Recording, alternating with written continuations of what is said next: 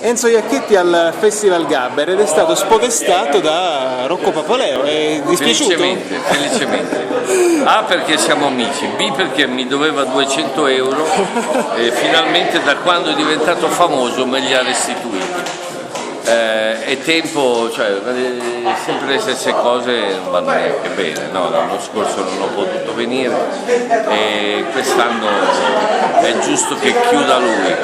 8 anni me li sono fatti pure io, non è stato semplice, però è stato molto emozionante. Stavolta faccio il concorrente. Bene, senti, una canzone attualissima, quella delle elezioni, soprattutto questa sera, sicuramente la canterai con un animo importante.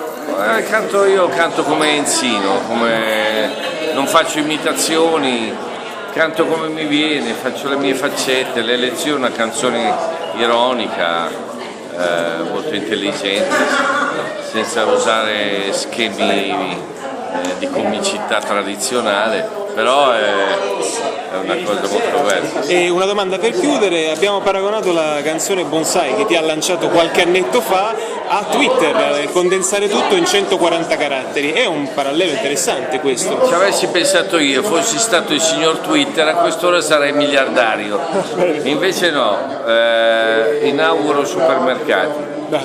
Ciao.